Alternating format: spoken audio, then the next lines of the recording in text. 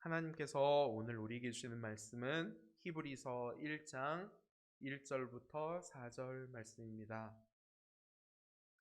히브리서 1장 1절부터 4절 말씀을 다 함께 한 목소리로 읽겠습니다. 옛적에 선지자들을 통하여 여러 부분과 여러 모양으로 우리 조상들에게 말씀하신 하나님이 이 모든 날 마지막에는 아들을 통하여 우리에게 말씀하셨으니 이 아들을 만유의 상속자로 세우시고 또 그로 말미암아 모든 세계를 지으셨느니라. 이는 하나님의 영광의 광채시요 그 본체의 형상이시라.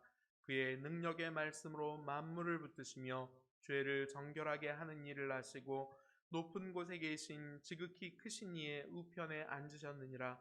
그가 천사보다 훨씬 뛰어남은 그들보다 더욱 아름다운 이름을 기업으로 얻으심이니. 아멘. What a beautiful name. What a beautiful name. 무슨 사투리를 쓰는가 하실 수도 있는데 영어입니다. What a beautiful name 이라는 제목으로 하나님 말씀을 선포하겠습니다. 굳이 한글로 번역을 해보자면 이 얼마나 놀라운 이름인가, 이 얼마나 탁월하고 아름다운 이름인가 라는 제목으로 하나님의 말씀을 증거하겠습니다. 코로나19 사태가 장기화되면서 우리 순수 ESF도 계속해서 온라인으로 월요 체프를 드리고 있습니다.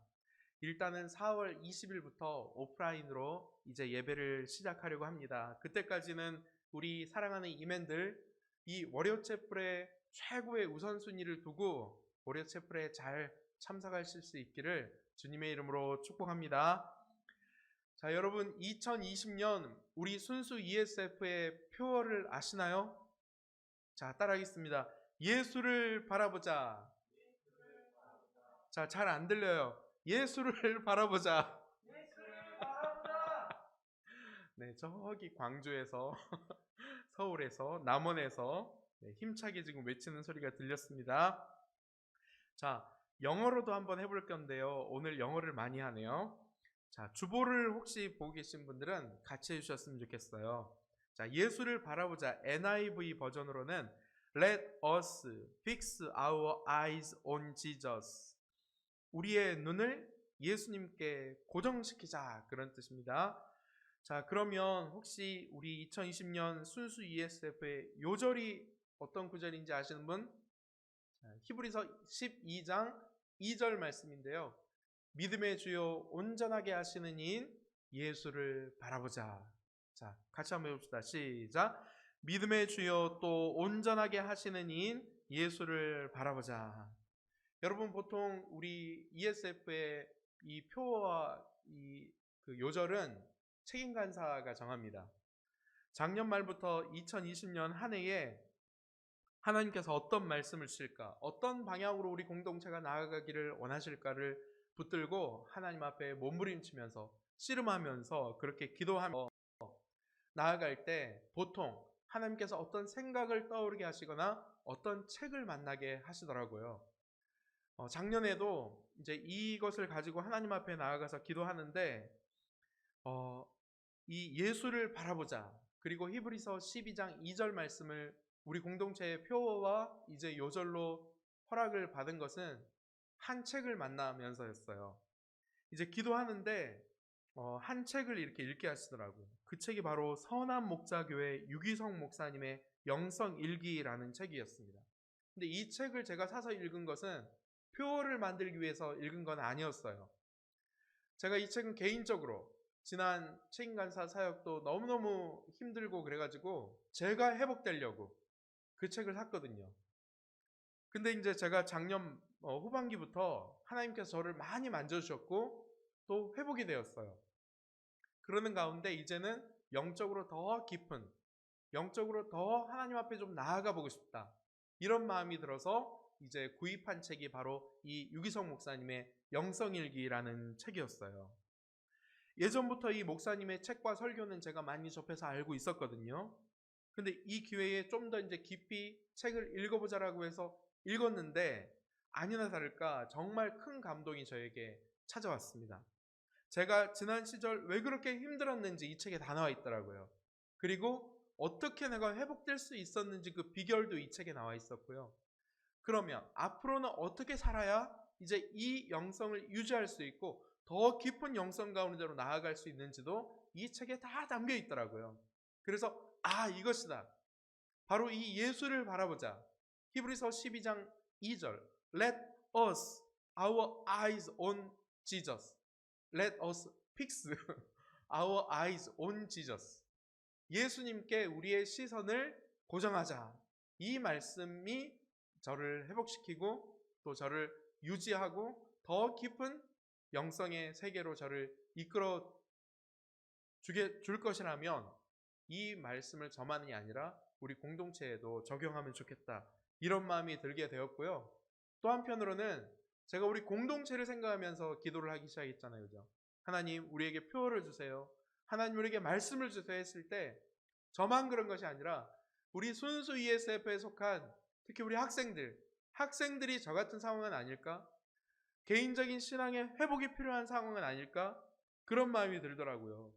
그래서 이것이 저만의 표어가 아니라 저만의 말씀이 아니라 우리 공동체 모두의 말씀이 되었으면 좋겠다 해서 2020년 표어와 주제 말씀으로 정하게 되었습니다. 자, 근데 제가 이제 책임간사회의 때 이 예수를 바라보자 이렇게 얘기를 했더니 어떤 한 간사님이 이런 말씀을 하시더라고요. 누군지는 밝히지는 않을게요. 송시성을 가지는 우리 간사님인데요.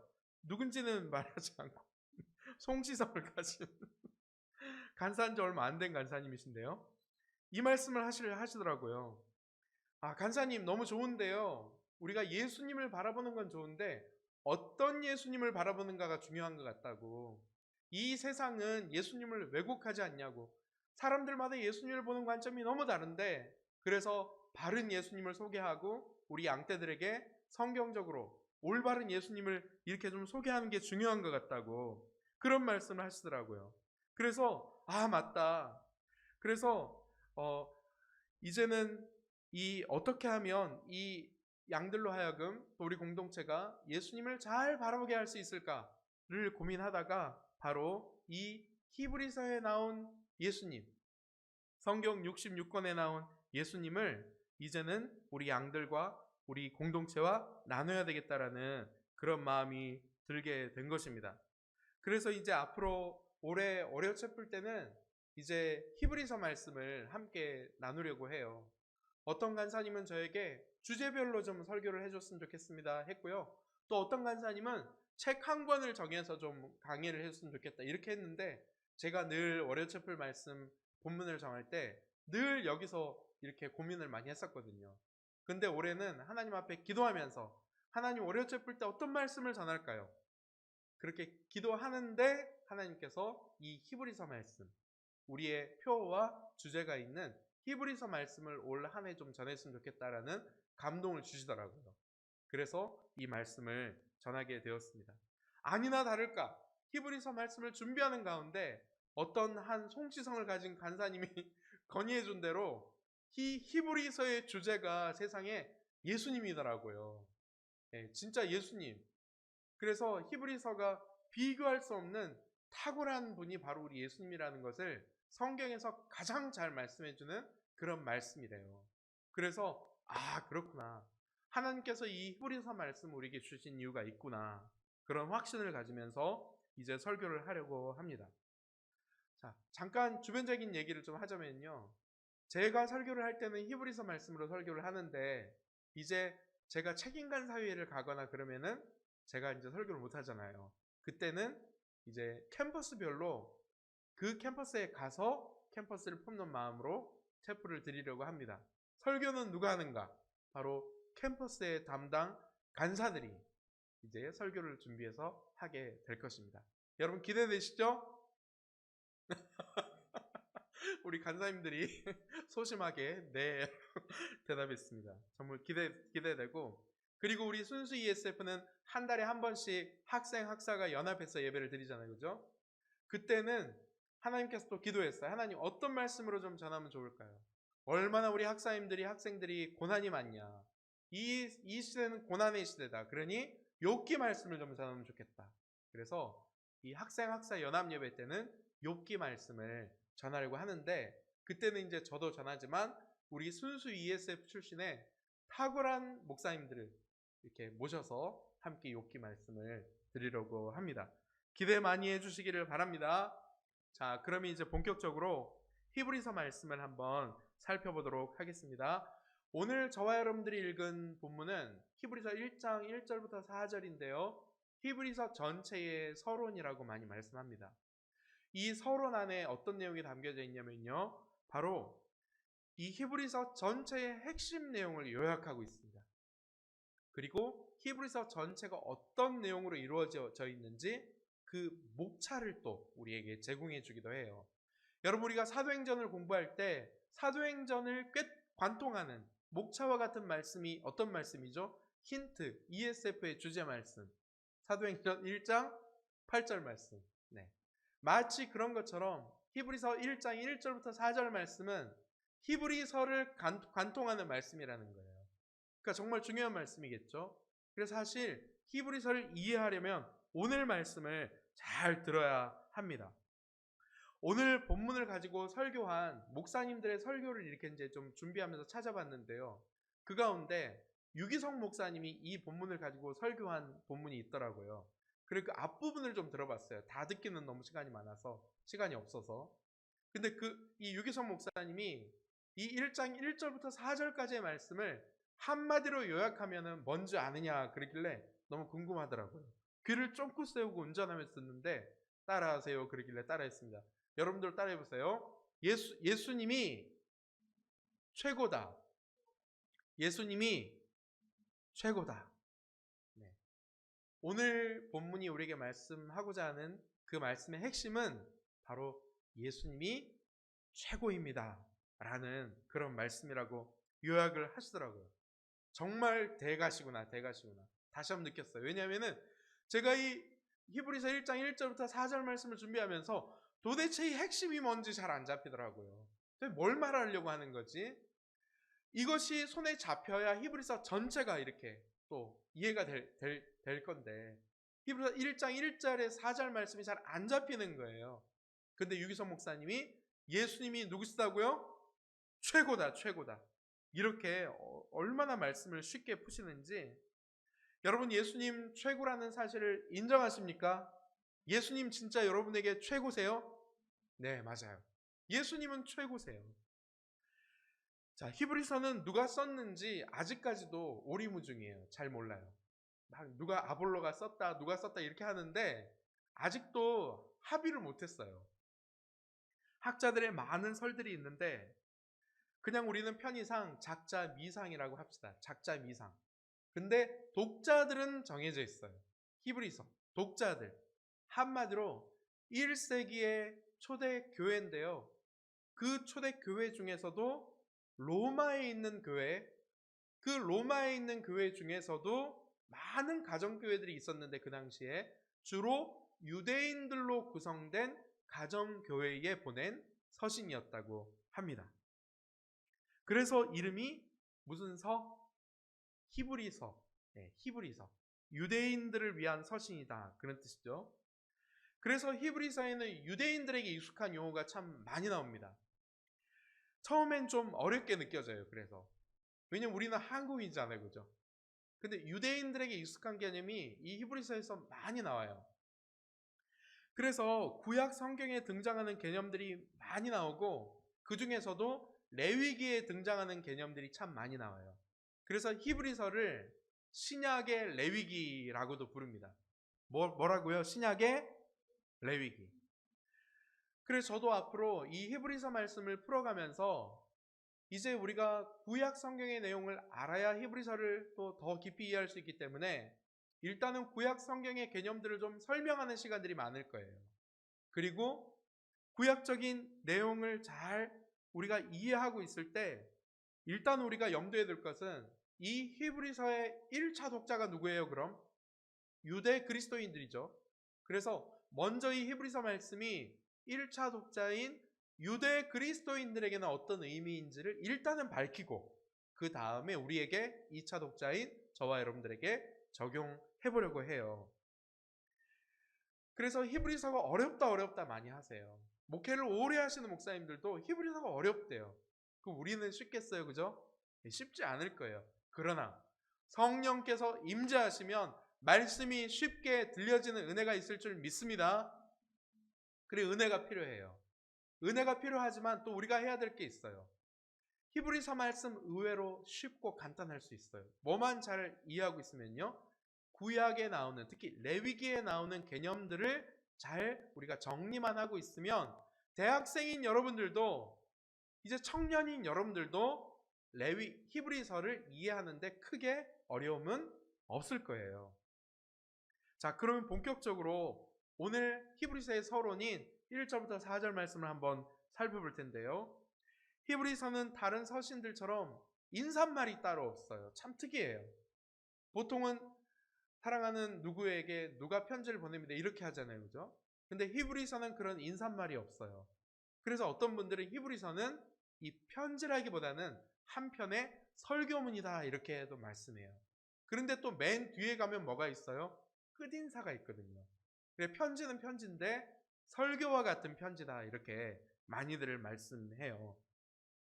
자, 먼저 우리가 이 1절부터 4절 아주 짧은 4절이지만 히브리서 전체의 내용을 압축적으로 담고 있기 때문에 좀 우리가 어떤 구조로 되어 있는지를 이해할 필요가 있습니다. 자, 먼저 1절부터 2절 상반절까지를 한번 볼 텐데요. 1절부터 2절 상반절까지를 먼저 한번 읽어볼게요. 자, 화면에도 나오죠. 네. 자, 다 같이 읽어봅시다. 시작. 옛적의 선지자들을 통하여 여러 부분과 여러 모양으로 말씀하시는 하나님이 이 모든 날 마지막에는 아들을 통하여 우리에게 말씀하셨으니, 우리 순수이맨들 다 똑똑하니까 아마 핵심 키워드가 딱 들어올 거예요. 옛적의 선지자들을 통해서 여러 부분과 여러 모양으로 우리 조상들에게 말씀하신 하나님이 이제는 이 모든 날 마지막에는 말세에는 누구를 통하여? 아들을 통하여 우리에게 말씀하셨다. 자, 선지자들을 통하여 말씀하셨다 하면 머리에 한 가지 단어가 딱 떠오르면은 좀 수준이 있는 신자예요. 자, 계로 시작해서 시로 끝나요. 뭐라고요? 계시. 이 계시예요. 하나님께서는 구약 성경 때는 누구를 통해서요? 선지자들을 통해서 여러 부분과 여러 모양으로 꿈이나 환상이나 이런 어떤 그 예언으로 계시를 하셨다는 뜻이에요. 그런데 이 모든 날 마지막에는 예수님이 이 땅 가운데 오심으로써 시작된 그 초림과 재림 사이의 말세 때는 누구를 통하여서요? 아들을 통하여, 바로 예수 그리스도를 통하여 우리에게 말씀하셨다. 다른 말로 우리에게 계시하셨으니, 바로 이 1절부터 2절 상반절까지는 예수 그리스도를 통해서 하나님의 계시, 그 가운데서도 특별히 하나님의 구원 계시가 완성되었다라는 것을 보여주고 있습니다. 자, 이제 두 번째로는 2절 하반절부터 3절인데요. 일단 한번 읽어볼게요. 자, 2절 하반절부터 3절까지. 자, 시작. 이 아들을 만유의 상속자로 세우시고 또 그로 말미암아 모든 세계를 지으셨느니라. 이는 하나님의 영광의 광채시요 그 본체의 형상이시라. 그의 능력의 말씀으로 만물을 붙드시며 죄를 정결하게 하시는 일을 하시고 높은 곳에 계신 지극히 크신 이의 우편에 앉으셨느니라. 자, 그럼 하나님의 구원 계시를 완성하신 예수님이 과연 누구시냐는 거예요. 그래서 예수님에 대한 설명이 이렇게 쭉 열거가 되어 있습니다. 그분은 만유의 상속자이십니다. 말씀으로 세계를 지으신 천지의 창조주이십니다. 하나님의 영광의 광채이시고 그분의 형상이시고 본체의 형상이시고 능력의 말씀으로 만물을 붙들고 계시고 죄를 정결하게 하시는 일을 하시고 마지막으로 뭐예요? 높은 곳에 계신 지극히 크신 이의 우편에 앉아 계신 분이라는 사실이에요. 여러분, 이 말씀을 쭉 듣고 어떤 한 그림이 그려지면 굉장히 수준 있는 신앙인이에요. 그럼 어떤 그림이 그려져요? 예수님에 대해서 어떤 그림이 그려지십니까? 어떤 단계적 그림이 그려지십니까? 자, 쉽게 맨 끝 그림은 뭐예요? 예수님께서 지금 어디에 앉아 계세요? 하나님 보좌 우편에 앉아 계세요. 자, 이것이 어떤 사건으로 말미암아 이루어졌죠? 예수님께서 승천하심으로 말미암아, 그죠? 자, 그 전에는 죄를 어떻게 하신 분? 우리의 죄를 정결하게 하신 분. 이 죄의 정결은 어디서 일어났습니까? 예수님의 십자가의 죽음과 부활하심으로. 자, 그러면 어떻게 이런 일이 가능합니까?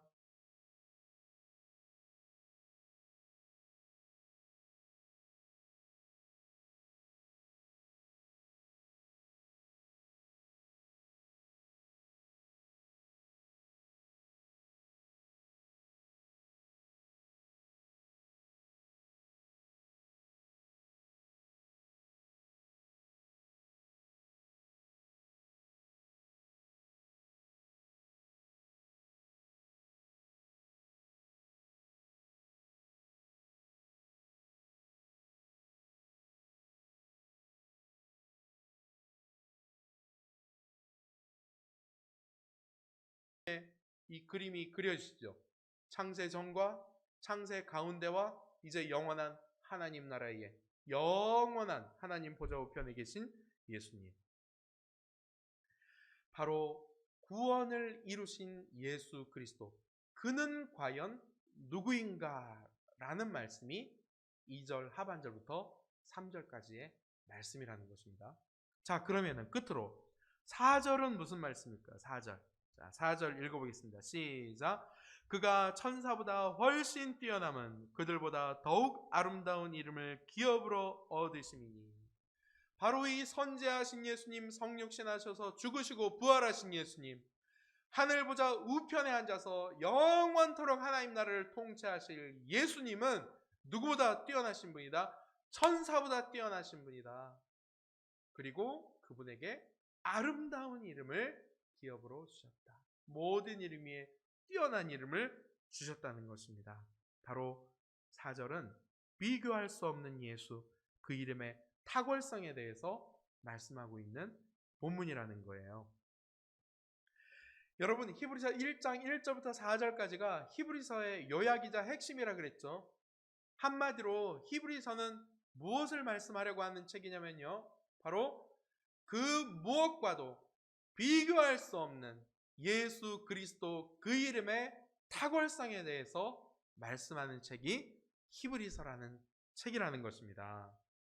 자, 그러면 이제 여기서 의문이 하나가 생겨요. 이런 의문을 갖는 것이 굉장히 수준 있는 말씀의 사람들이에요. 이런 의문을 가져야 돼요, 우리는. 어떤 의문요? 그러면 왜 히브리서 기자, 작자 미상의 히브리서 기자는 히브리서의 핵심 내용을 비교할 수 없는 그리스도의 탁월성으로 잡았을까? 왜 히브리서의 독자들에게 비교할 수 없는 그리스도의 탁월성을 이야기하려고 했을까? 왜? 자, 이 질문이 중요해요. 이 질문이. 이런 질문을 던질 수 있으면 굉장히 수준 높은 신앙인이에요. 자, 이 의문에 대한 우리가 답을 한번 찾아가 보기를 원해요. 자, 이 히브리서는 누구에게 썼다 그랬죠? 그렇죠. 유대인 그리스도인들에게 썼다 그랬죠. 자, 그러면 우리가 단순하게 생각해 보세요. 비교할 수 없는 그리스도에 관한 말씀을 히브리서에 담았다면 지금 그 히브리서 말씀의 독자인 유대인들이 어떤 상태라는 거예요? 비교할 수 없는 그리스도를 유대인들에게 지금 전하고 있다면 그 유대인들은 지금 단순하게 한번 생각해 보세요. 맞아요. 저도 그렇게 추론을 했습니다. 아주 단순하게. 지금 그들은 예수님과 다른 대상을 비교하고 있다. 무슨 말이에요? 예수님의 탁월성, 예수님의 우월성이 그들 안에서 지금 약화가 되고 있는 상황이었다는 거예요. 자, 이것이 무슨 말입니까?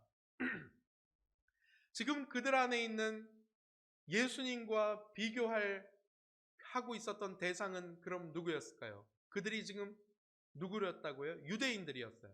유대인들 안에서 과거에 예수님이 그들 안에 들어가기 전에, 예수님이 유대인 안으로 들어가기 전에 유대인들에게 있어서 예수님과 비교할 만한 부분이 뭐가 있을까요?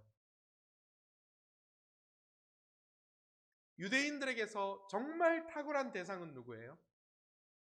혹은 무엇이에요? 그렇죠. 모세예요.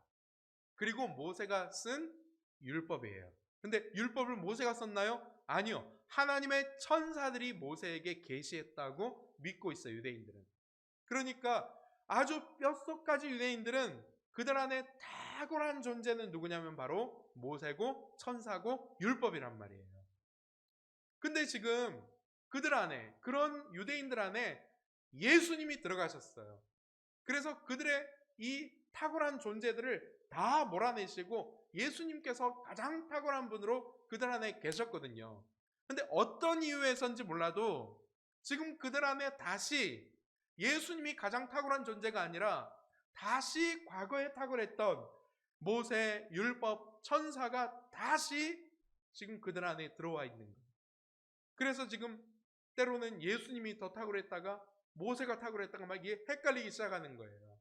그런 상황이 지금 유대인 그리스도인들 안에 로마에 있는 어떤 특정 가정교회 안에 지금 그런 현상이 벌어지고 있었던 것입니다. 자, 그러면 이런 질문이 또 떠오르죠. 도대체 왜 그랬을까? 왜 그들 안에 예수님이 희미해졌을까? 왜 그들이 지금 예수님과 어떤 다른 대상을 비교하고 있을까? 왜 예수님을 탁월하게 여기지 못하고 있을까? 왜 예수님을 아름답게 여기지 못하고 그 어떤 다른 것들을 아름답게 여기고 있었을까? 왜 그랬을까? 한마디로 말하면요, 박해 때문이었습니다. 누구의 박해요? 유대인들의 박해 때문이었어요.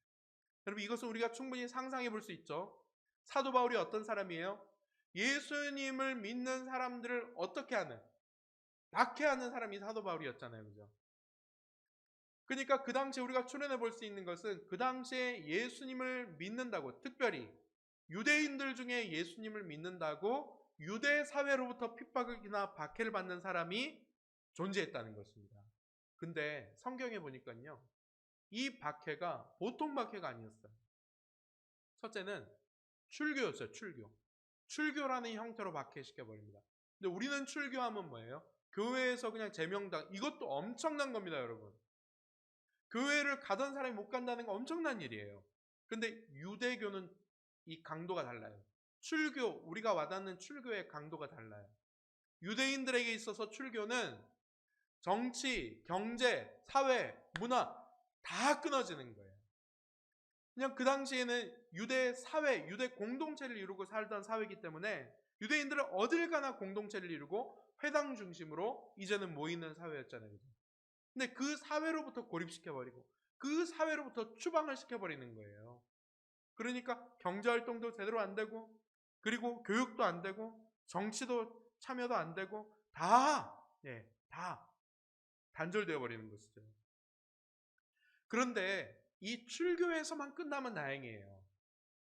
여러분, 사도 바울이 회심하고 나서 열심히 복음을 막 전하고 다니니까 세상에 어떤 이 사람들이 등장했냐면요, 사도 바울을 암살할 암살단이 조직되었다는 거 여러분 아시죠?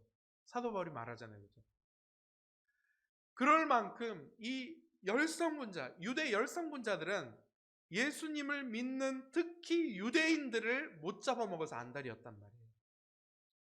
그래서 어떻게 할까요? 처음에는 좋은 말로 회유하고, 네 안에 있는 예수님이 너를 구원해 줄 것 같아. 너 예수라는 그 청년이 누구인지 잘 생각해봐. 다시 한번 생각을 해봐. 이 땅 가운데 너무 초라한 모습으로 와서, 너무 초라한 모습으로 살다가 결국 십자가에 못 박혀 죽었잖아. 어떻게 사람이 하나님이 될 수 있단 말이야. 어떻게 이런 신성 모독적인 발언을 할 수 있단 말이야 하면서 그들을 다시 회유하기 시작하는 거예요. 처음에는 회유로 끝나겠죠. 두 번째는요, 출교를 경고하는 거예요. 그리고 출교시켜버리는 것입니다. 무엇보다도 이제 박해가 들어오는 거예요. 이 죽음의 위협이 들어온다는 것이죠. 이런 상황에서 그들 안에 이제 가장 탁월한 이름으로 자리 잡고 있던 예수라는 이름이 점점 어떻게 해요? 희미해져 가는 것입니다. 그리고 다시 무엇이요? 모세가, 다시 율법이, 다시 천사가 그들 안에 자리 잡기 시작하는 바로 그 상황이었다는 거예요. 그래서 히브리서 기자가 이 소식을 접하고 이대로 놔두면 저들이 다시 배교하겠다. 그러면 저들의 구원을 담보할 수 없겠다. 그래서 저들에게 너희들이 받은 그 구원은 바로 비교할 수 없이 탁월한 예수 그리스도께만 있다는 것을 확실하게 다시 심어주기 위해서 뭘 기록했다고요? 히브리서를 기록해서 보냈다는 것입니다. 자, 이것이 바로 오늘 우리가 읽은 본문 1장 1절부터 4절까지의 말씀이고 유대 1차 독자인 유대 그리스도인들에게 가지고 있는 의미예요. 우리에게 적용을 한번 해볼게요. 자, 첫 번째 1절과 2절 상반절에서 하나님의 구원 계시는 선지자들로부터 시작해서 누구에게서 완성됐다 그랬죠? 바로 아들 예수 그리스도로 말미암아 그 계시가 완성됐다 그랬습니다. 그래서 이제는 더 이상 꿈과 환상과 어떤 예언을 의지할 필요가 있어 없어요? 없습니다. 우리의 구원에 있어서의 계시는 완성됐어요. 그 완성된 결과물이 무엇입니까? 바로 성경 66권 정경이에요. 정경. 바로 이 성경 66권이에요. 여러분, 그래서 우리는 하나님이 누구신지, 이 세상은 어디로부터 시작됐고 우리 사람은 어떻게 시작됐고 이 세상이 지금 왜 이 모양인지, 사람은 왜 이렇게 뒤틀려 버린 건지, 그리고 이 세상은 어떻게 회복될 수 있는지, 그리고 이 세상은 앞으로 어디로 갈 것인지, 어떻게 될 것인지, 이 사람이라는 존재는, 또 이 피조물들은 어떻게 될 것인지에 관해서 이미 다 완성된 계시, 예수 그리스도 안에서 완성된 계시인 이제 성경 66권을 의지하고 붙들면 된다는 것입니다. 물론 이 성경의 계시의 핵심은 누구예요? 바로 예수 그리스도예요. 오직 예수님을 통해서만 이 모든 이 계시의 비밀이 다 풀려질 수 있다는 것입니다. 그런데 여러분, 오늘날 이 성경 66권의 계시로는 부족하다라고 여기는 일단은 무리들이 있어요. 그 무리들을 총칭해서 두 글자로 뭐라고 해요? 이단이라 그래요. 이단이라. 그래서 이단들 가만히 보세요. 처음에는 성경 가르쳐줘요. 성경 66권이 마치 하나님의 계시의 끝판왕인 것처럼 처음에는 가르쳐요. 그런데 결국 그들의 끝은 그래 이단이에요. 끝이 다르다는 거예요. 처음은 성경 66권으로 시작했다가 끝은 누구에게로 가요? 이단 사입이 교주의 계시나 가르침으로 끝나버리는 거예요. 그래서 이것이 바로 참 계시일 수 없다는 것입니다. 신천지, 하나님의 교회, 요즘에는 무슨 신사도 운동, 신비주의, 우리 순천에도 얼마나 그런 것들이 많은지 몰라요. 분별해서 정통교단의 이름을 갖고 있고, 심지어 정통교단의 교패와 이름을 달고 목회하고 사역하지만, 선교단체들 가운데서도 그렇지만 뜯어보면 이 성경 66권의 계시가 불충분하다라고 여기고 사람의 예언이나 꿈이나 환상을 의지해서 때로는 사람들을 두려움으로 조장하고 때로는 사람들에게 무슨 점을 보듯이 그렇게, 그러니까 처음엔 시원하죠. 얼마나 답답해요, 그죠? 문제가 얼마나 많아요, 우리 가운데. 고민도 많고. 그러니까 처음엔 좋아요. 그래서 특별히 대학생들이 이단에 많이 빠지는 이유가 있습니다. 이 대학식이라는 것은 아무것도 확립이 안 된, 이 한마디로 말하면은 카오스의 시대, 혼돈의 시대라고 할 수 있습니다. 더군다나 이제 고등학교 때까지는 어떤 제도권 안에서 열심히 한 가지만, 오로지 대학 입시에만 몰두하면 됐잖아요, 그죠? 갑자기 대학에 들어갔더니 자유가 주어지면서 이제는 욕구불만, 이 20살 때까지 쌓아왔던 욕구불만이 한꺼번에 그냥 토해져 나오는 것이에요. 그 혼돈된 머리 가운데. 그래서 이단들은 바로 그 틈을 노리는 것입니다. 그 틈에 자기들의 교주가 만든 그 사상, 그 생각을 이제는 쇠뇌를 시키는 것입니다. 그래서 대학생들이 참 많이 넘어가는 거예요. 이것은 일반적으로도 우리가 증명을 할 수 있어요.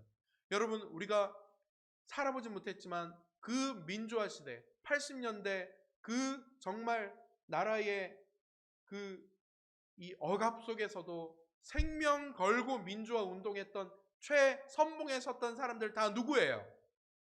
거의 다 대학생들이잖아요. 지금 유명한 정치인들, 지금 우리나라에 집권하고 있는 그 정치인들 다 70년대, 80년대 대학생 때 목숨 건 사람들이에요. 왜 그래요? 대학생 때 어떤 사상으로 이게 무장이 되니까 심지어 자신의 무엇까지 다 내놓을 수 있는 거예요? 생명까지 걸어버리는 것이에요. 이단은 말할 필요도 없고 우리 교회도 마찬가지입니다.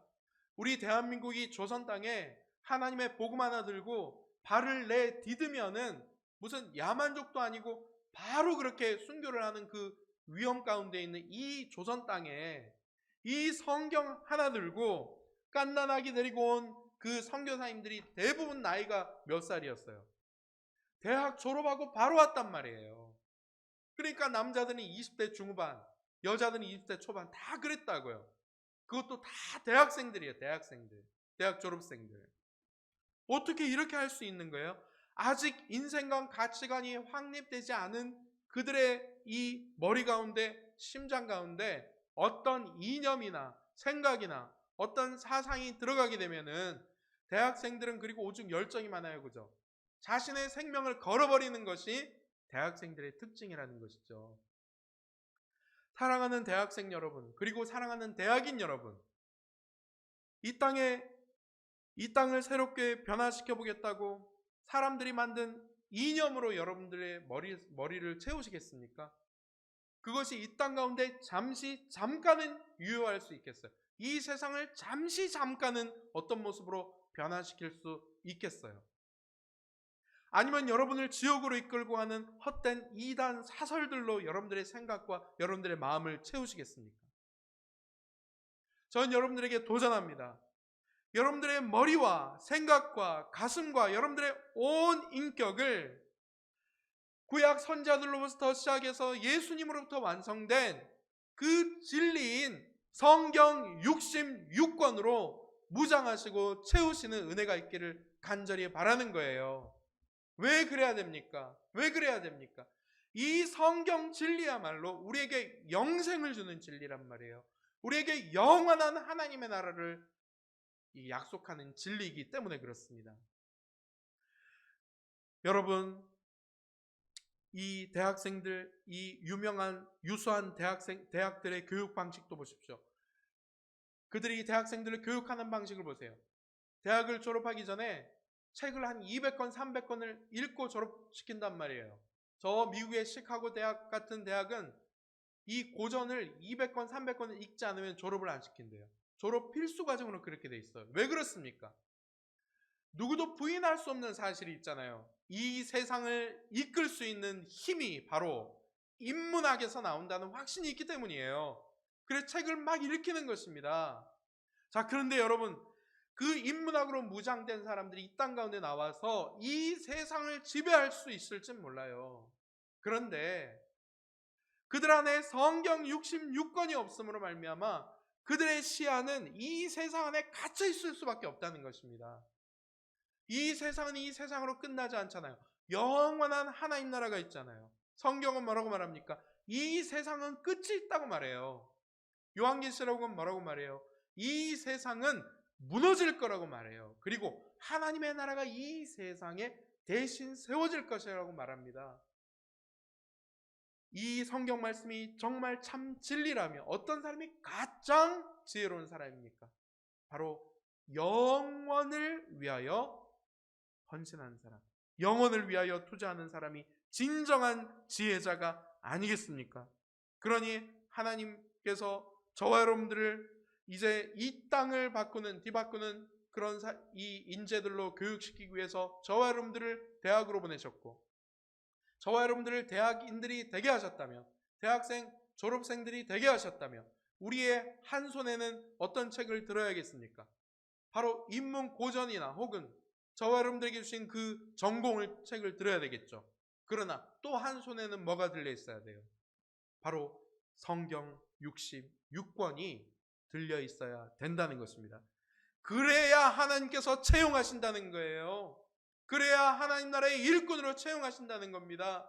여러분, 취업이 빨리 됐다고 절대로 부러워하지 마십시오. 취업이 늦게 된다고 절대로 좌절하지 마세요. 누구에게 채용되는가가 중요한 것이에요. 여러분, 이 땅 가운데 좋은 직장 갖는 거, 그거 죄 아닙니다. 그렇다고 나쁜 직장 갖는 것도 주눅들 일 아니에요. 그것은 다 하나님께서 이 땅에 하나님 나라를 이루기 위해서 세우신 다양한 직업들이에요. 직업에 귀천이 없어요. 중요한 것은 뭐예요? 하나님의 손에 붙들림 받느냐, 붙들림 받지 못하느냐가 중요한 것입니다. 하나님께 채용돼야 되잖아요, 그죠? 여러분, 하나님께 채용되셔야 합니다.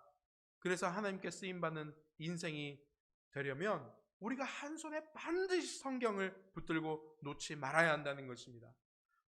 두 번째 적용을 해보겠습니다.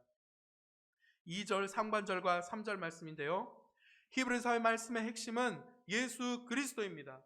그러면 히브리서가 강조하고 싶은 그리스도는 어떤 그리스도입니까? 한마디로 말하면 유일한 구원자 되신 예수 그리스도예요. 유일한 구원자 되신 예수 그리스도. 예수님의 이름이 탁월하다는 뜻은 예수라는, 지저스라는 그 단어가 느낌이 좋다는 뜻이 아니에요.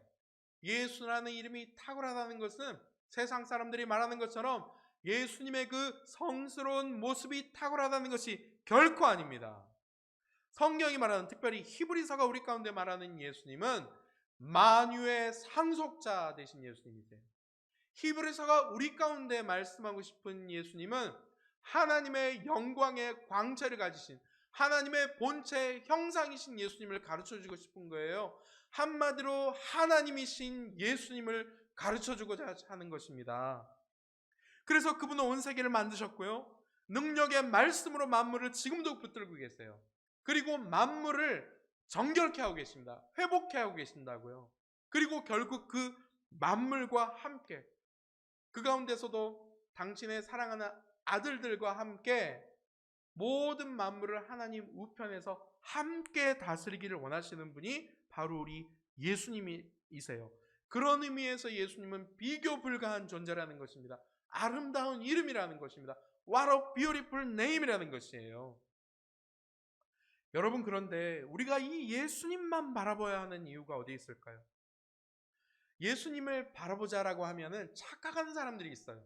예수님을 바라봅시다 하면은 순간 부담을 느껴요. 왜냐면요, 자리에 앉아서 머릿속에 예수라는 그 형상을 그려놓고 어디선가 성화에서 본, 어디선가 찍혀있는 그 사진에서 본 그 예수님을 머릿속에 그려놓고 아무것도 안 하고 심지어 잠도 자지 않고 24시간 예수님만을 바라봐야 한다는 그런 착각을 갖고 있기 때문입니다. 그런데 그것이 아니에요. 예수님을 바라본다는 것은 그런 의미가 아닙니다.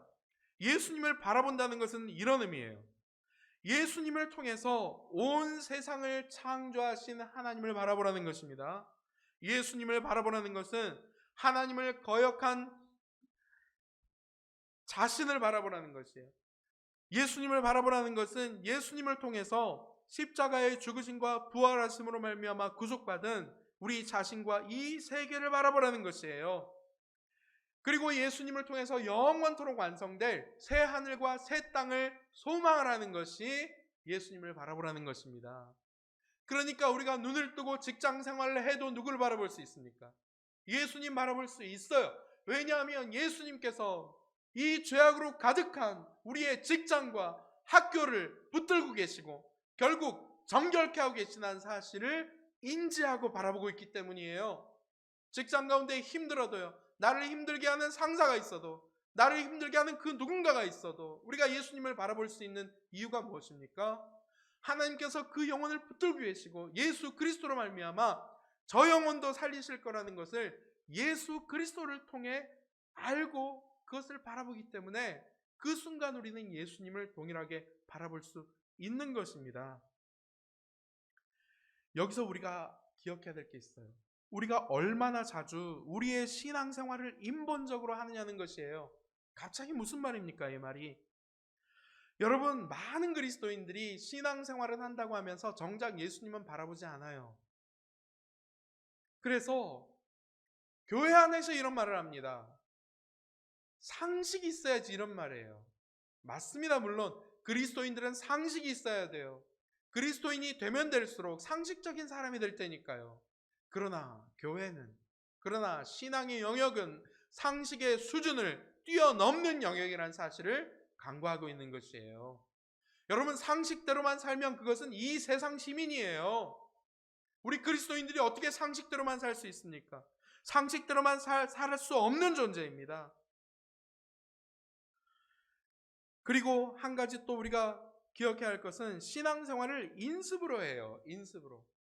예수님을 믿는다고 하면서도, 예배는 드린다고 하면서도 결국 결론은 관습을 따라가요. 인습을 따라가 버립니다.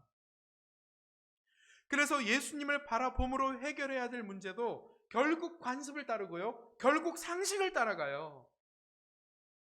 그러니까 어떤 결과가 벌어지냐면요, 변화가 없어요. 변화가 딱 그 수준에서 아주 교양 있는 시민의 수준을 벗어나지를 못해요. 그러니까 기독교인이나 이 세상에 교양 시민이나 차이가 없는 세상이 되어버렸습니다. 오히려 교회 안에 기독교인들이 교양이 없어지니까 세상에 있는 교양이 작고 이 늘어나는 시민들이 교회를 공격하는 걸지도 몰라요.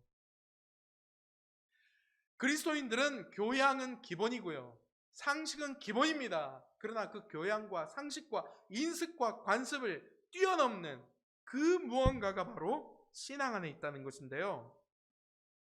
그래서 기독교인이 된다는 것은 변화된다는 거예요.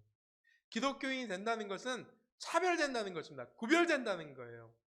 진정한 기독교인은 확연하게 구별됩니다. 이 세상 시민들과는 확연하게 구별이 돼요.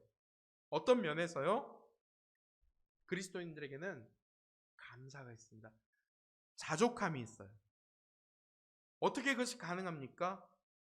이 히브리서에 나오는 비교할 수 없는 그리스도의 탁월한 영광으로 말미암아 하나님을 알게 되고요, 이 세상을 하나님의 눈으로 보게 되고요, 자신을 예수 그리스도의 눈으로 재해석을 하게 되고, 그리고 이 세상과 이 세상의 그런 미래를 하나님으로, 예수님으로 바라보기 때문에 그렇습니다. 그래서 하나님께서 내게 허락하신 모든 것에 대한 감사가 생겨나게 돼요. 자족감이 있게 돼요. 그런데 세상 사람들은 그거 없거든요. 세상 사람들이 감사한다고 하는 것은 신앙 안에서의 감사를 의미하지 않습니다. 세상 사람들의 감사는 조건적 감사예요. 철저하게 조건적 감사예요. 세상 사람들이 감사합니다라고 언제 말합니까? 감사할 조건이 있을 때 감사하는 것이에요. 그런데 신앙인들의 감사는요, 무조건적 감사입니다. 역설적 감사예요. 심지어 도저히 감사할 수 없는 환경 중에서도 감사한다고 고백할 수 있는 사람들이 신앙인들입니다. 왜 그렇습니까? 보았거든요. 알거든요. 이 모든 상황이 비교할 수 없이 탁월한 예수 그리스도께서 내게 허락하신 상황이라는 거예요. 그분은 나에게 가장 좋은 것을 허락하신 분이라는 거예요. 그래서 자족함이 있습니다. 그러나 세상 사람들은요, 자족함이 없어요. 그러니까 자신에게 있는 그 무엇도 만족을 못해요. 자신에게 있는 남편도, 아내도, 집도, 차도, 돈도, 그 무엇도 만족을 못해요. 심지어 학교도. 그러니까 이 불만족을 가지고 살아가니까 그 안에 그 어떤 특정 불만족된 영역을 채워보고자 끊임없는 욕망을 추구하고 탐심을 부리며 살아가는 사람들이 바로 세상 사람들인 것입니다.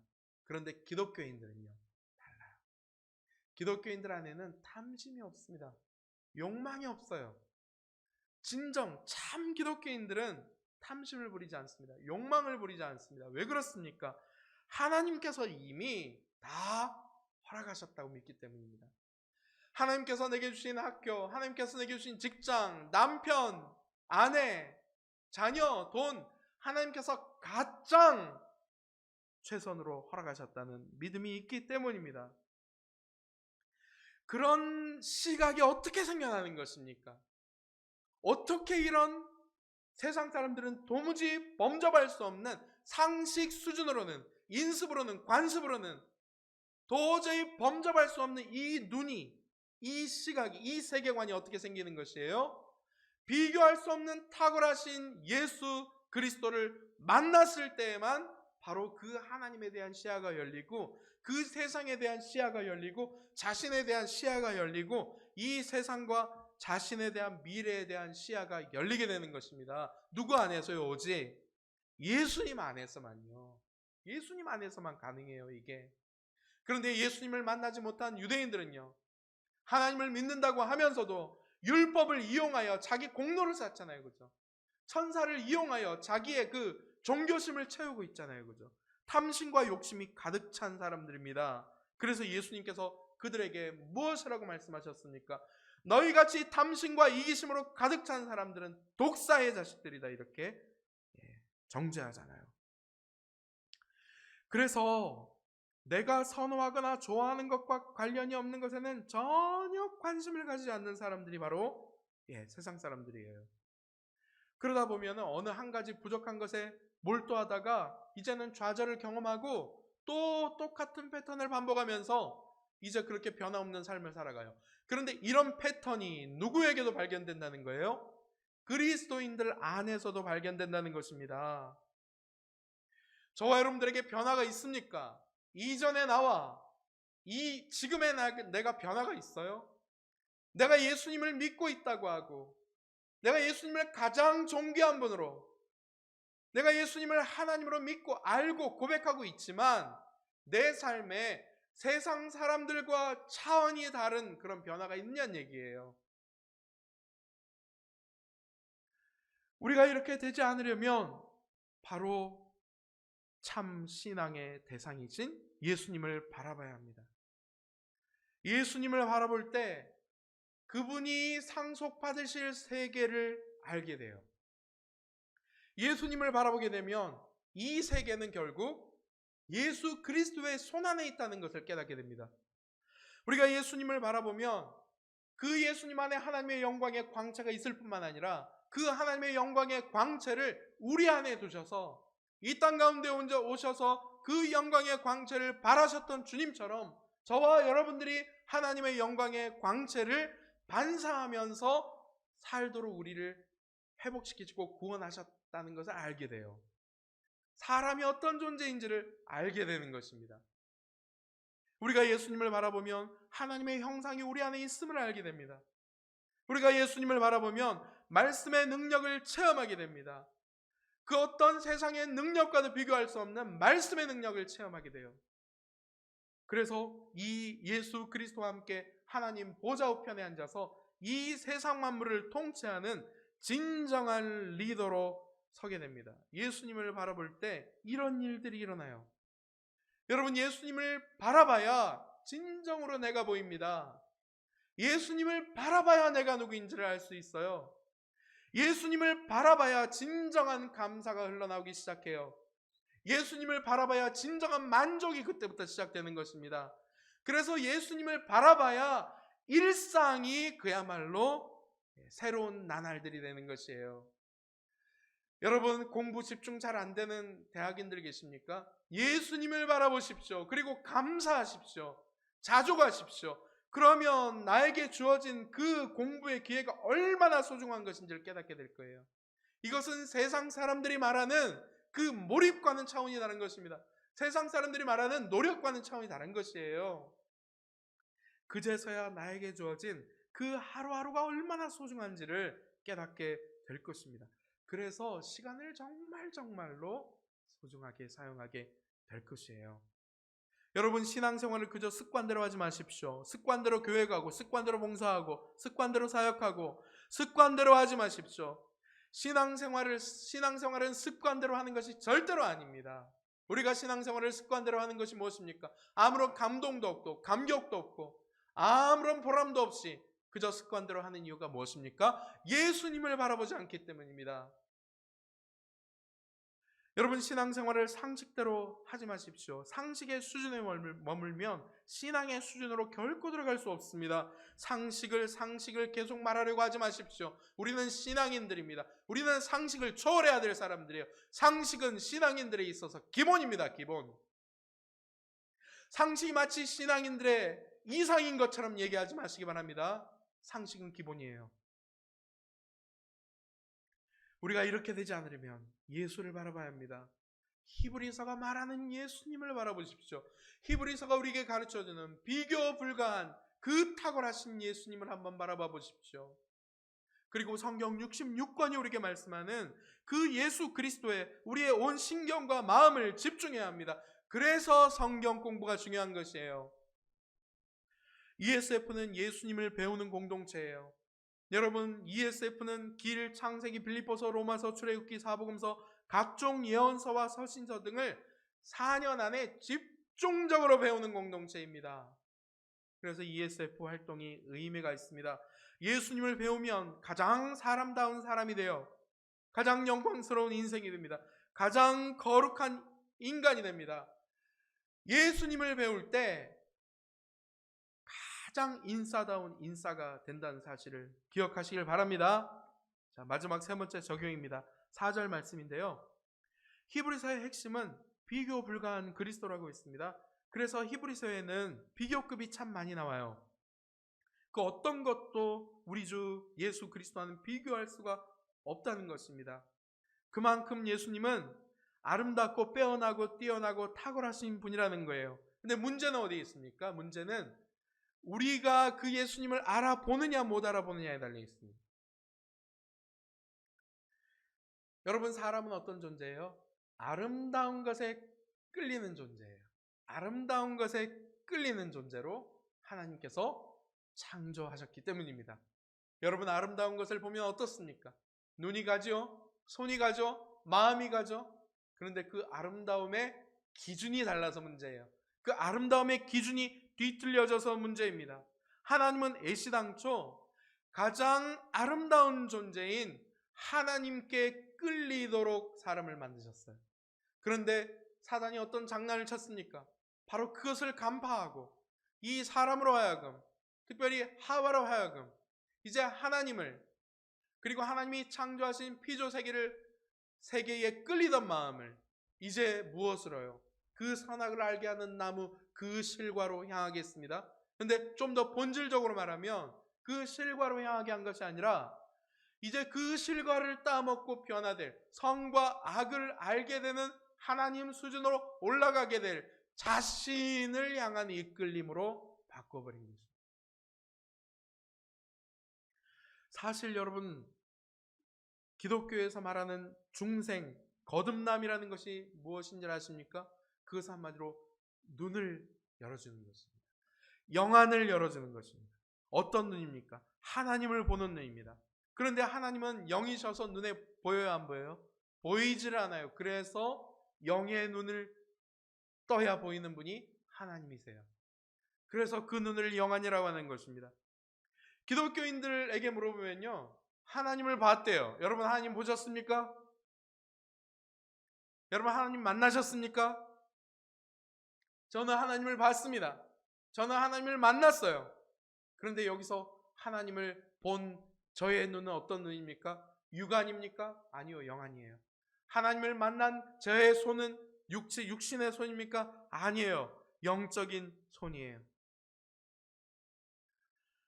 어떻게 보고 어떻게 만났다는 것입니까? 영으로 보고 영으로 만났다는 것입니다. 이게 신앙이에요. 거듭나지 않으면요, 아무리 설명해줘도 몰라요. 거듭나지 않았던 그 이어령 교수님의 일화를 여러분 알잖아요, 그죠?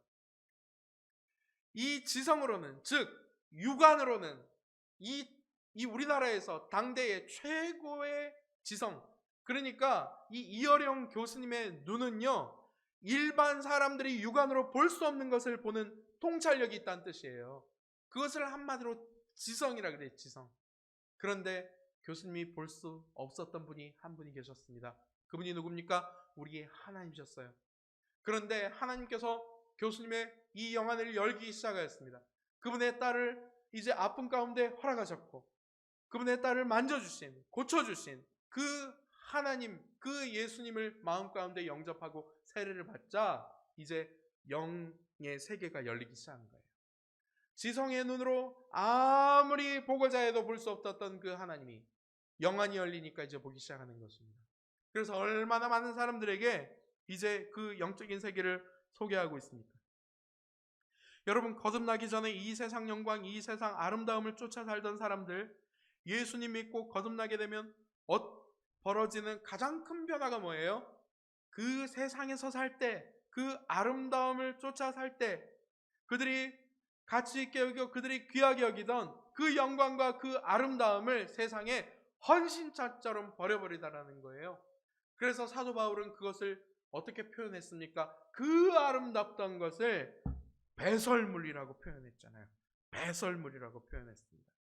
학과에서 많은 남학생들, 여학생들 몰고 다니면서 바람잘 날 없이 이성 친구를 바꿔가면서 세상을 멋지게 즐기던 세속적으로 잘생기고 예쁜 남학생, 여학생들, 이제 선교단체나 교회에서 예수님 만나고 완전히 바뀌어버려요.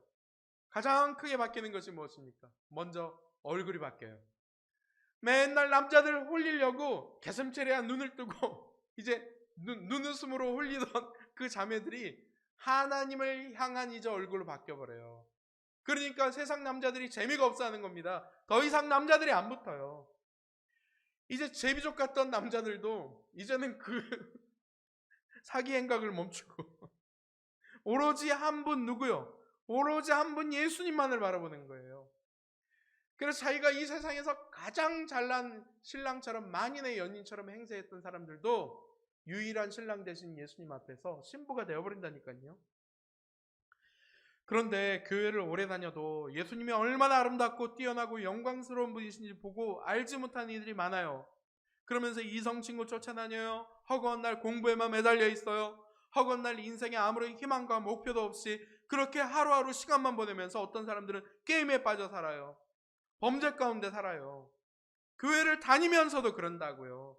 왜 이런 현상이 일어나는 거예요? 두 가지 이유겠죠. 첫 번째는 그들이 거듭나지 못했던지, 다른 하나는 지금 흔들리고 있는 유대인, 그리스도인 그들처럼 그들 안에 과거에는 예수님이 가장 비교 불가한 탁월한 아름다운 이름의 존재였다면 지금 어떤 이유에선지 예수님과 비교 가능한 어떤 것이, 그 어떤 누구가, 그 어떤 존재가 지금 그들 안에 들어와서 이제 양다리를 걸치고 있는 거예요. 우리가 예수님만 바라봐야 되는 이유가 무엇일까요? 우리 주님은 우리가 24시간 365일 보고 또 봐도 다 헤아릴 수 없는 아름다움과 영광을 가지신 분이기 때문이에요. 뿐만 아니라 우리가 예수님만 바라보지 않으면 그 에덴에서 하나님만 바라보지 않았을 때 바로 사탄의 유혹을 받아서 다른 아름다움에 현혹되어 버릴 수밖에 없는 연약한 인생이기 때문이에요. 죄성을 가진 인생이기 때문입니다. 여러분, 이 시간 잠시 눈을 한번 감아보시겠습니까? 잠시 한번 눈을 한번 감아보십시오. 이 시간 지금 여러분 안에 가장 아름답고 탁월하고 가치 있는, 여러분들을 이끄는, 여러분들을 매혹시키는, 여러분들을 끌리게 만드는 그 이름을 한번 떠올려 보십시오. 지금 여러분들의 머리를 스치는 그 이름이 무엇입니까?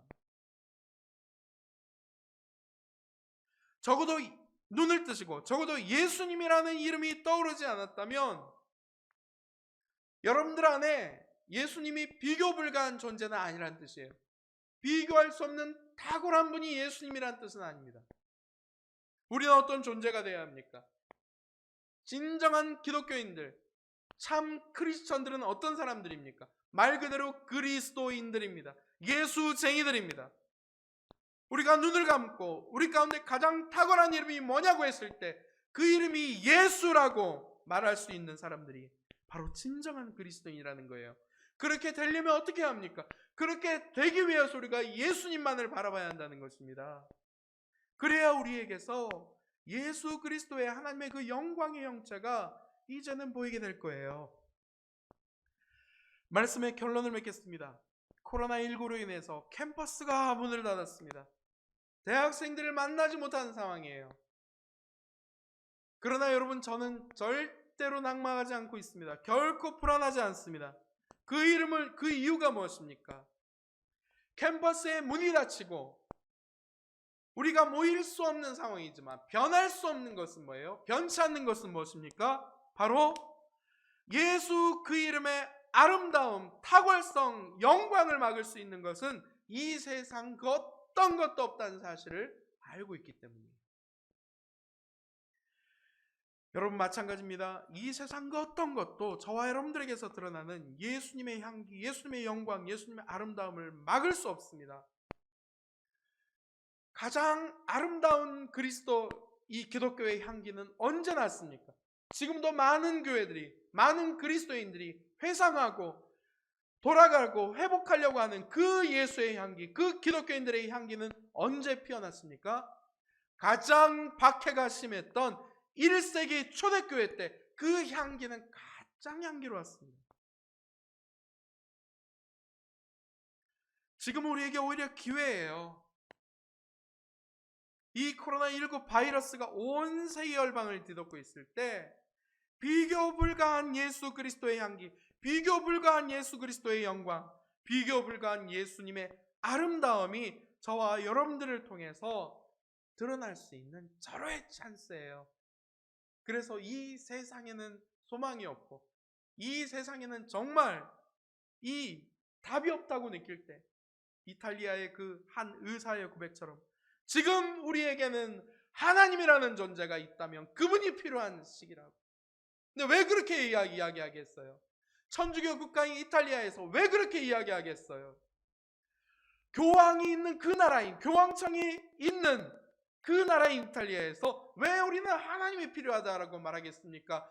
그곳에 하나님의 영광은 적어도 없기 때문이에요.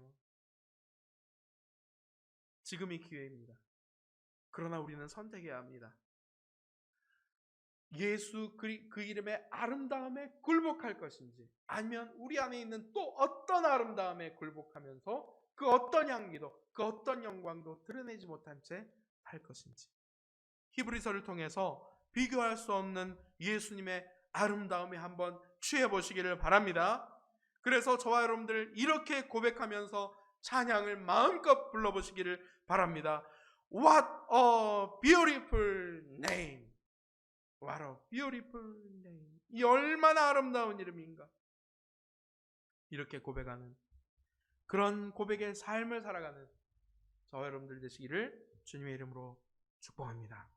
이 시간 함께 우리 찬양하면서 준비하신 예물을 드리겠습니다.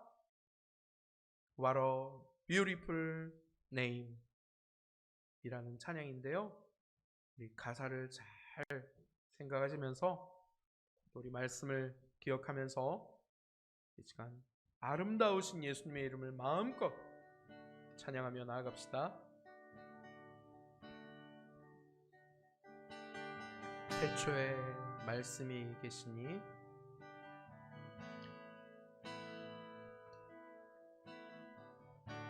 태초에 말씀이 계시니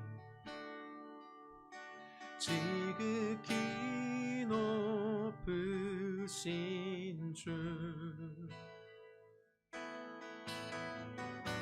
만물의 감주인 주 영광 예수 나타내셨네. 그 이름 아름답도다. 그 이름 아름답도다. 나의 왕 예수 그리스도 그 이름 아름답도다. 비교할 수 없네. 그 이름 아름답도다. 예수의 이름.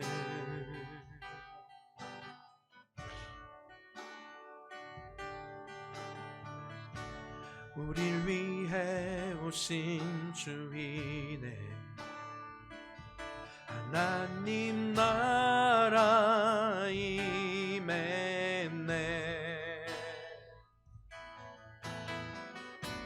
내 죄보다 크신 그 사랑 무엇도 끊지 못해. 그 이름 경이롭도다. 그 이름 경이롭도다. 나의 왕 예수 그리스도. 아멘. 그 이름 경이롭도다. 비교할 수 없네.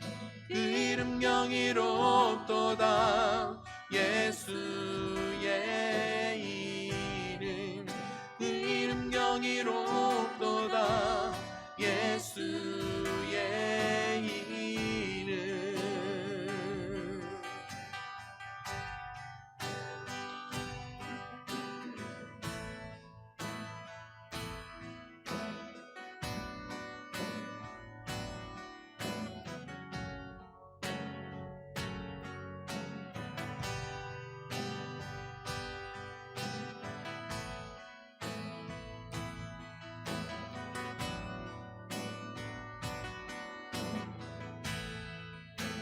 죽음 이긴 주 휘장 찢었네. 죄와 무덤 잠잠케 온 하늘이 외쳐 영광 찬양해. 주 예수 다시 사. 아멘. 맞설 자 없네. 맞설 자 없네. 비길 자 없네. 영원히 다스리는 주. 모든 나라와 모든 영광과 모든 이름 위에 이름. 그 이름 강력하도다. 그 이름 강력하도다. 나의 왕 예수 그리스도. 그 이름 강력하도다. 대적할 자 없네. 그 이름 강력하도다. 예수의 맞설 자 없네. 맞설 자 없네. 이길 자 없네. 영원히 다스리는 모든 나라와 모든 나라와 모든 영광과 모든 이름 위에 그 이름 강력하도다. 그 이름 강력하도다. 그 이름 강력하도다. 나의 왕 예수 그리스도. 그 이름 강력하도다. 대적할 자 없네. 그 이름 강력하도다. 예수의 이름. 그 이름 강력하도다. 예수의 이름. 그 이름 강력하도다. 예수의 이름. 이 시간 우리 오늘 설교의 제목이 What a Beautiful Name 영어였는데요. 이 찬양이 이제 원래 호주 힐송의 찬양 원곡입니다. 그래서 이 영어로 불러야 더 이렇게 더 마음 가운데 와닿고 은혜가 되더라고요.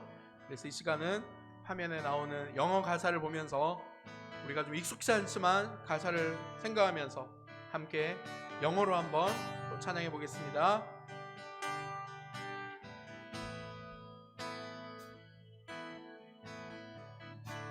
You are the world at beginning, one with God the Lord Most High. Amen. Your hidden glory in creation, now revealed in you, our Christ. What a a beautiful name it is. What a beautiful name it is. The name of Jesus Christ my King. Amen. What a beautiful name it is. Nothing compares to this. What a beautiful name it is. The name of Jesus.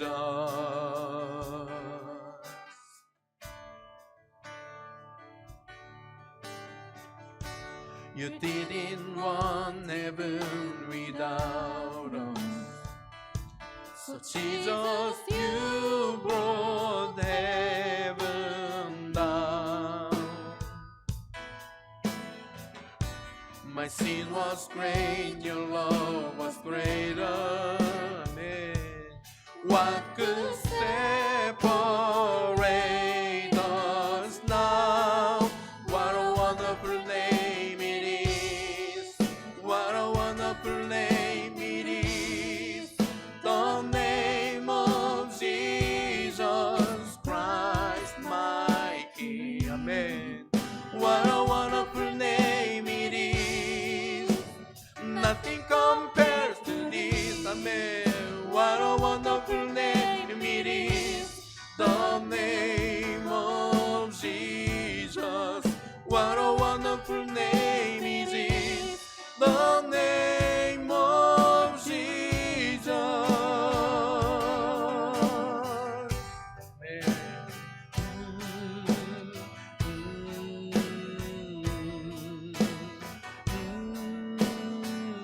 우리 시간 예수님 한 분만 바라보시면서 나아갑시다.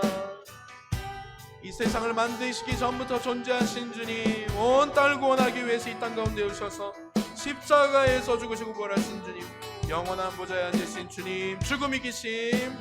They could not hold you, the vector for you, silence the voice of sin and grave. The heavens are roaring, the praise of your glory, for you are raised to life again. You have no rival, you have no equal, now and forever, God, you reign.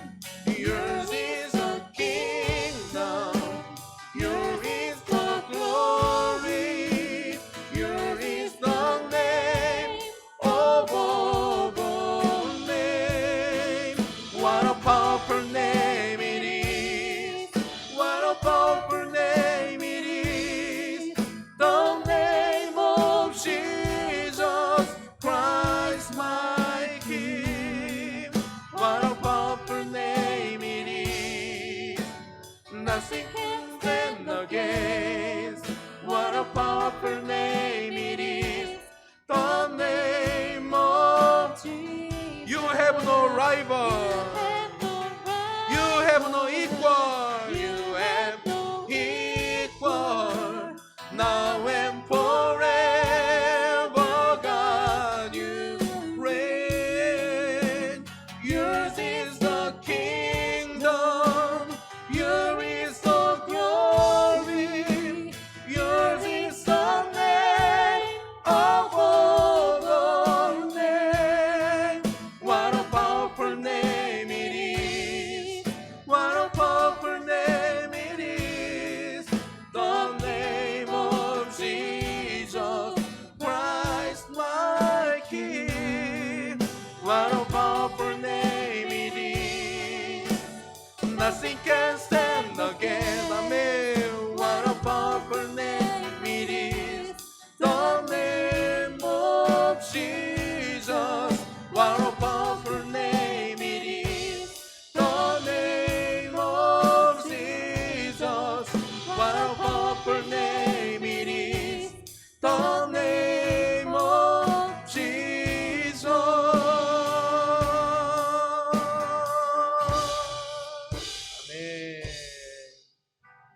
시간 우리 다 함께 합심하여 한번 기도하겠습니다. 우리 안에 어떤 이름이 있습니까? 여러분 안에 가장 귀한 이름은 무엇입니까? 여러분의 이름 석자, 또 여러분들의 미래, 여러분들의 시간, 여러분들이 흠모하고 있는 그 누군가, 여러분들이 소유하고 있는 그 어떤 것, 그것이 가장 아름답고 가장 귀하지요. 그것이 아름답고 귀하지 않다는 것이 아닙니다. 그러나 우리에게 가장 아름다운 분은 마땅히 우리 예수 그리스도, 그분이어야 할 줄 믿습니다. 그것이 우리가 살 길이기 때문입니다. 그것이 우리를 영원으로 인도해 주기 때문입니다. 그것이 우리의 눈을 열어주기 때문입니다. 그 이름이 Jesus Christ, 예수 그리스도, 그 이름이 우리의 눈을 열어주기 때문입니다. 모든 것을 새롭게 하기 때문입니다. 예수님을 바라보게 해달라고 기도하십시다. 우리 안에 있는 예수님 아닌 다른 어떤 것, 다른 어떤 이름이 귀한 이름으로, 아름다운 이름으로 어느덧 자리가 잡혀 있다면 주님, 우리가 예수님만 바라보게 하여 주십시오. 예수님의 이름이 얼마나 아름다운 이름인지를 깨닫는 은혜를 아버지 허락하여 달라고, 그리하여 예수님 바라보게 해달라고 이 시간 주님 다 함께 부르고 함께 기도하겠습니다. 주여 아버지 하나님, 주님이 가장 아름다우신 분임을 고백합니다. 만유의 상속자 되신 주님을 찬양합니다. 말씀으로 세상을 붙들고 계신 주님, 하나님의 영광의 광채이신 주님, 하나님의 본체의 형상이신 주님, 이 세상과 만물을 우리를 정결하게 하시는 일을 하고 계신 주님, 높고 높은 보좌에 우편에 앉아 계셔서 지금도 온 세상 만물을 붙드시고 말씀으로 다스리고 계시는 주님, 영원한 새하늘과 새 땅을 우리 가운데 알아가실 아버지 하나님, 이 이름 예수 그리스도의 이름 우리에게 허락하여 주시니 감사합니다. 그 이름 우리의 마음 가운데 품고 그 예수님만 바라보며 나아가겠습니다. 하나님 아버지, 오직 예수님의 이름만이 비교 불가한 탁월한 이름으로 우리 가운데 다시 한번 각인되어지기를 원합니다.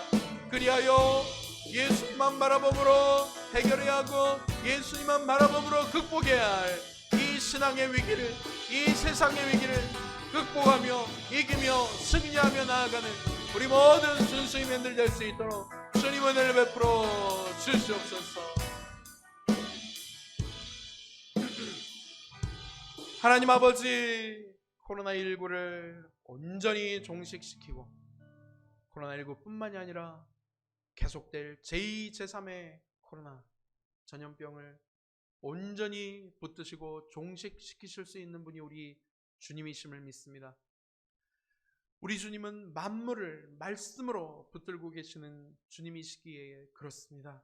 주님, 이 말세의 때에 완성된 계시로 이 땅 가운데 오신 주님, 오직 예수 그리스도 한 분만 바라보고 예수님께서 이 땅 가운데 이루실 그 소망의 나라를 바라보고 지금 이 위기를 잘 극복할 수 있도록 인도하여 주시옵소서.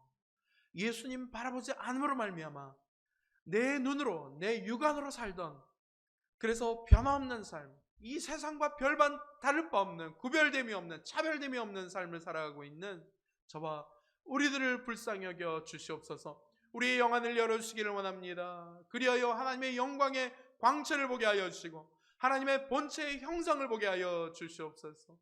그리하여 그 영광의 빛이 우리에게도 반사되게 주님 은혜를 덧입혀 주셔서 이 세상이 우리를 보고 깜짝깜짝 놀라는 인생 살 수 있도록 주님이 세상의 상식을 뛰어넘는, 상식을 초월하는 그런 신앙의 세계를 이 땅 가운데 보여주는 그런 인생들 다 될 수 있도록 은혜를 덧입혀 주시옵소서. 이 시간 그 결단과 그 기대와 그 희생과 그 헌신의 마음을 담아서 예물을 올려드리오니 이 주님 헌상을 받으시고 주님, 특별히 우리 공동체를 위하여 후원해 주시는 모든 학사님들, 또한 우리가 후원하고 있는 선교사님들, 주님께서 긍휼로 함께하여 주셔서 비교 불가한 예수 그리스도의 향기를 마음껏 드러내는 비교 불가한 인생 살아갈 수 있도록 은혜 내려 주시옵소서. 모든 영광을 주님께만 올려드리며 예수님의 이름으로 기도드리옵나이다. 아멘.